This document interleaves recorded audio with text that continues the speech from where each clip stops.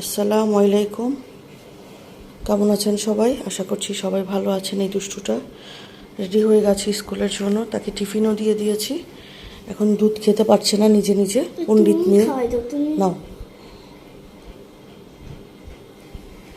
দুধ আর হরলিক্স দিয়ে দিয়েছি, কিন্তু খাওয়ার কোনো নামগন্ধ দেখতে পাচ্ছি না। একটা ছোট তাল গাছও বানিয়ে দিয়েছি তাকে আজকে, তার মধ্যে দেখতে কিউট।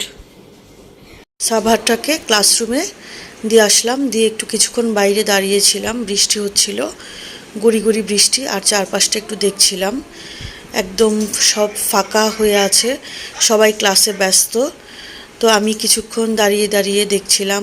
আর সাভারটা স্কুলে যখন থাকে তখন তাকে যে কি পরিমাণ মিস করি, মনে হয় যে আমার পুরো বাসাটাই খালি হয়ে থাকে। মনে হয় যে আর ফিরে না আসি বাসায়, একবারে তাকে নিয়ে এরপরে বাসায় আসি।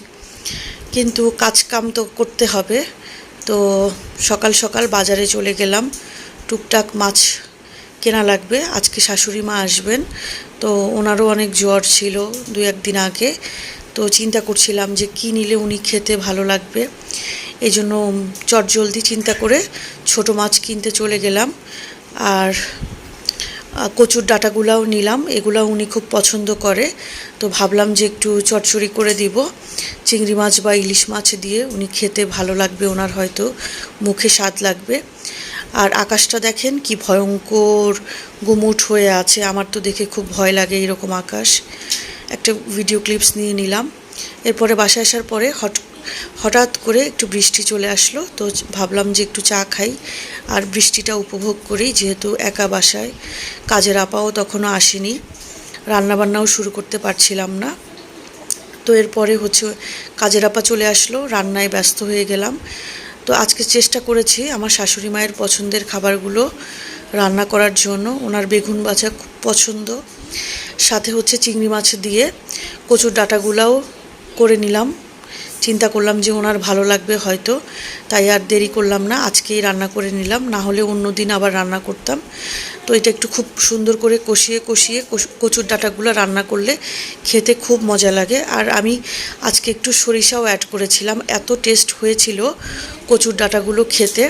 আর এখানে সরিষা ইলিশ করব, এই জন্য পেঁয়াজটাকে একটু ভালো করে ভেজে নিচ্ছিলাম।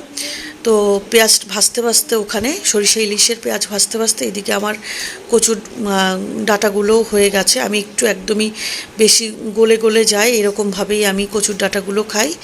আর এদিকেও আমার সরিষা ইলিশটা প্রসেসিং প্রায় শেষের দিকে, আমি একটু মাছগুলো দিয়ে কষিয়ে নিচ্ছিলাম। আমার সরিষা ইলিশটার একটা রেসিপি পেজে আছে, এভাবে যদি সরিষা ইলিশ করে দেখেন তাহলে বুঝবেন যে সরিষা ইলিশটা আসলে কত মজার। আমার কাছে তো আমার নিজের সরিষা ইলিশ রান্নাটা খুবই ভালো লাগে। দেখুন দেখতে কি লোভনীয় হয়েছে। যাই হোক, আমার সাবাদ বাচ্চাটা খুব মজা পেয়েছে খেয়ে, আলহামদুলিল্লাহ। এরপরে পাতলা ডালও করেছি, শাশুড়ি মা সেটাও পছন্দ করে একটু লেবু দিয়ে খাবারের শেষে খেতে। এরপরে এই ফাঁকে রান্না শেষ করে দুষ্টুটাকে একটু ডাব ধরিয়ে দিলাম।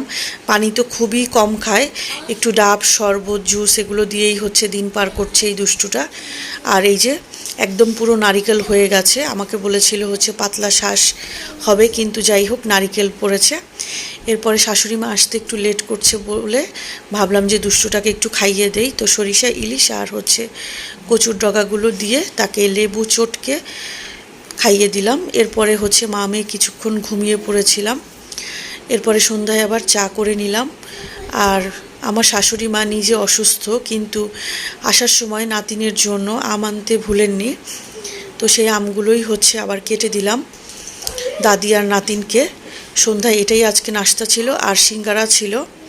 তো সিঙ্গারা, চা আর আম খেয়ে দুষ্টুটাকে পড়তে বসিয়ে দিলাম, কিন্তু পড়ার রেখে সে বলছে আমার ক্ষুধা লেগেছে, আমাকে ডোনাটস দাও।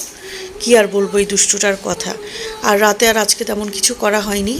আমার আম্মু আমার শাশুড়ি মায়ের জন্য বিরিয়ানি পাঠিয়েছিল, সেটা ফ্রোজেন করে আমি রেখে দিয়েছিলাম, সেটাই গরম করে নিলাম, কারণ উনি আসতে পারেনি, এই জন্য আমি রেখে দিয়েছিলাম। তো সেটা গরম করে নিলাম। আর সাথে কালকে যে আম্মু খিচুড়ি পাঠিয়েছিল সেটাও গরম করে নিব রাতে। এই ছিল আজকে ছোট্টখাট্ট একটা দিনের আমাদের ভিডিও। আল্লাহ হাফেজ।